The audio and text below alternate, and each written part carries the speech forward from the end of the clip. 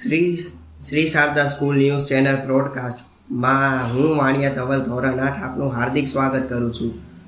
આજનો વિષય છે ભોજન અને પાચન. ભોજન શું હોય છે? આહાર માત્ર ભૂખને સંતોષવા માટે હોતો નથી. ભોજન અનેક એવા તત્વો ધરાવે છે જે શરીરને તંદુરસ્ત, સ્વસ્થ તથા સારી રીતે કાર્યરત રાખવા માટે જરૂરી હોય છે. સાચું સંતુલન. શરીરના જુદા જુદા પ્રકારના ખાદ્ય પદાર્થને સંતુલિત માત્રામાં જરૂર હોય છે. એક જ પ્રકારના આહાર વધારે પડતા ઉપયોગ શરીરને નુકસાન પહોંચાડી શકે છે.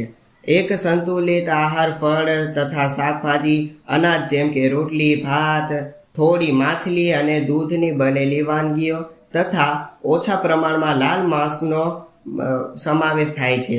જે આહાર ચરબી અને ગ્લુકોઝનું પ્રમાણ વધારે છે તેવા આહારનો ઓછો ખાવો જોઈએ. આશ્ચર્યજનક સત્ય: દરેક થોડા અઠવાડિયામાં નવા સંતુલિત આહાર આવે છે અને જતો રહે છે, પરંતુ સ્વસ્થ આહારના આધારભૂત તત્વ આપણે ગુફામાં રહેતા ત્યારના સમયથી જ એક સમાન રહેલ છે.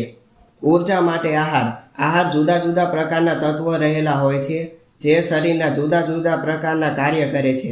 ઉદાહરણ તરીકે વિટામિન અને ખનિજ શરીરના કાર્યને ઠીક રાખે છે.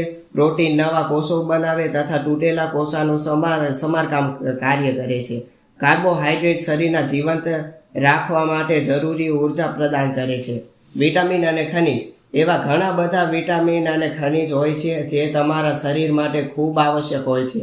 ઉદાહરણ તરીકે વિટામિન સી તમારા પેઢાને મજબૂત રાખે છે તથા વિટામિન ડી તમારા અસ્થિને મજબૂત રાખે છે.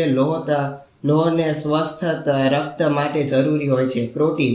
માંસ, માછલી, ઈંડા, ચીઝ વગેરેમાં ખૂબ સારા પ્રમાણમાં પ્રોટીન હોય છે.